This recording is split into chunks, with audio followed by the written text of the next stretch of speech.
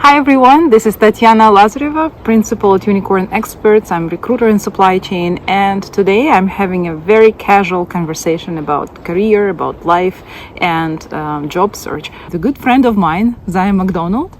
So please stay with us, and I'm sure you will learn new things. And I'm curious about Zaya's journey in Canada, her job search, and her growth within supply chain. So stay with us, and I'm sure you will enjoy the conversation. Hi everyone, my name is Zaya, and today I'm so happy. Me and my good friend Tatiana, we are in a very beautiful park to enjoy the sunshine day. Yay! So I came to Canada like 10 years ago as an international student, and I did a master in supply chain management in University of Windsor. That was a 2 years program. Then after graduated, I had no clue like what is supply chain career, where to start. So my first job, I started in retail, and I worked there a little bit and started to figure out, how to apply jobs, like how to update your resume. Then I realized, retail isn't really for me, and I want to, try out and see how supply chain works. I think the first supply chain related job that I found is in a warehouse distribution center as a logistics coordinator. So I do talk to the drivers, but I mainly work on SAP, like the inventory management. That's how I started my first job. Then after that, I worked in a small company and for the helicopter drones. I started in Electrolux. I started as a demand planner, and I would say that's probably a very high level of a supply chain, like a planning. It's also called sales and operation planning. And after that, I moved to Philips Lighting as a senior supply chain, like a demand planning. How did you find that very first job in Canada without experience in supply chain? I think that's a very good question.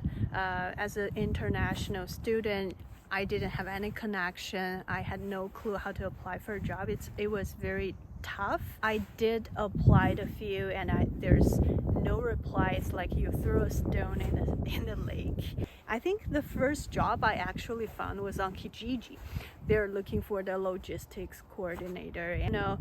You're looking for an entry-level job, right? You can't expect on the pay too much, or the location. It was quite far at that time, and also, you just probably agree with anything just in order to get a job. Once you get a first job, it's gonna be getting easier and easier, but it's a very linear career. If you started in supply chain, the more experience you get, the easier you'll get a job for sure. When I talk to professionals in supply chain, I look at their experience from the perspective which area of supply chain they have chosen. What do you think about being loyal to one area within supply chain? For sure, yeah. Supply chain is a very general word, right? It includes a lot of different functions, from purchasing, buying, sourcing, like transportation, logistics, to planning. Even demand planning and inventory planning is quite different. And usually when it calls a supply chain analyst, it refers to the inventory planning. I was a demand planner, and because I had experiences, and it was difficult for me to move. Let's say I want to become a buyer today, and tomorrow I want to become a logistics like analyst. It's quite different. If you just stick to one function or one niche in supply chain, it would definitely help you to grow within supply chain. If you had a chance to explore in different areas within supply chain, and you might be able to become a like a manager or director in supply chain because you had experience in different areas, so you know how to manage it and what to expect. Also, if you lean to only one function in supply chain, which is also great, like you can become an expertise in that area. You worked in demand planning, and I also worked in supply chain planning. What type of people do you think succeed in such roles? Is it important to have just analytical skills, one of the major success factors for this type of positions? In demand planning, you gotta be very analytical, that's for sure. You work, Excel is your best friend, and you work with Excel every day. You pull like different data, and I think the most important skill is very similar to like a data analyst. You gotta visualize and be a storyteller to show people like how the data works, why it makes sense. You are more like advisor, the forecasting the revenue to different stakeholders. So you do need to, like massage the data and present to them. I think that's the main function of a demand planner. And of course, people from different background, they might not, because data can be very personalized based on how you massage it, and people from different background, they might not understand well, and they had a lot of questions to you gotta prepare, and they might challenge you. So I would say when you communicate, you might have to prepare a lot of conversations like this. And of course, in the same time, like from a day-to-day